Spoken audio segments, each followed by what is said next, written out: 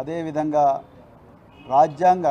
రాగద్వేషాలకు అతీతంగా రాజ్యాంగబద్ధంగా పాలన చేస్తానని మరి ప్రమాణం చేసిన ముఖ్యమంత్రి రేవంత్ రెడ్డి గారి అనాలోచిత చర్యల వల్ల తెలంగాణకు జరుగుతున్న నష్టాన్ని అడ్డుకోవడం కోసం మరి నేను రాష్ట్రానికి రాష్ట్ర ఖజానాకు ఒక పౌరుడిగా పన్నులు కడుతున్నా.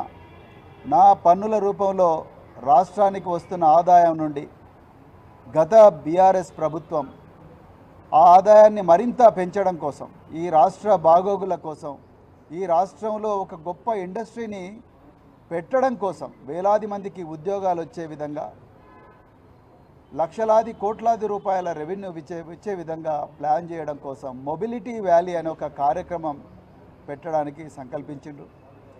అందులో భాగంగానే మరి గత ప్రభుత్వం ఫార్ములా ఈ రేస్ అని ఒక రేసును కూడా నిర్వహించడం జరిగింది. మరి అదే రేసు ఇంకా 4 సార్లు ప్రపంచంలో ఎక్కడ లేని విధంగా జరగాల్సి ఉండే. కానీ ఈరోజు రేవంత్ రెడ్డి గారి అనాలోచిత చర్యల వల్ల ఆ మొబిలిటీ వ్యాలీ రాకుండా పోయింది. దానివల్ల ఒక పౌరుడిగా, ఒక పన్ను కట్టే సిటిజన్గా, రాష్ట్ర ఖజానాకు పన్నులు కడుతున్న ఒక సిటిజన్గా నాకు నష్టం జరిగింది, ఆ తెలంగాణ ప్రజలకు నష్టం జరిగింది. తెలంగాణలో వేలాది ఉద్యోగాలు వచ్చే అవకాశం చేతులారా కోల్పోయినాం మనం. మరి ఇందులో ముఖ్యమంత్రి రేవంత్ రెడ్డి గారిని కూడా ప్రశ్నించాలి. వారి పాత్రనే ఎక్కువగా ఉన్నది.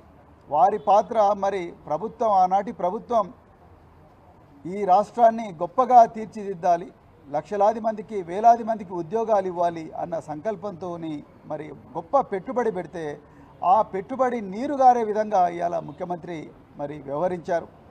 ఆ సందర్భంగా మరి నేను ఇవాళ నార్సింగి పోలీస్ స్టేషన్లో మరి ముఖ్యమంత్రి గారిని మీద కూడా కేసు పెట్టాలని చెప్పేసి మరి మొత్తం కూడా రీసెర్చ్ చేసి ఆ సమాచారాన్ని సేకరించి ఆ సమాచారాన్ని నా ఫిర్యాదులో పొందుపరిచి ఇవాళ నార్సింగి పోలీస్ స్టేషన్లో నేను, నాతో పాటు ముషీరాబాద్ ఎమ్మెల్యే గారు, గౌరవ పెద్దలు మరి ముఠా గోపాల్ గారు, అదేవిధంగా మరి ఎమ్మెల్సీ నవీన్ కుమార్ రెడ్డి గారు, అదేవిధంగా మాజీ కార్పొరేషన్ చైర్మన్లు వాసుదేవరెడ్డి గారు, రాకేష్ గారు, మేమందరం కలిసి ఇవాళ మరి నార్సింగి పోలీస్ స్టేషన్లో కంప్లైంట్ ఇవ్వడానికి పోతున్నాం.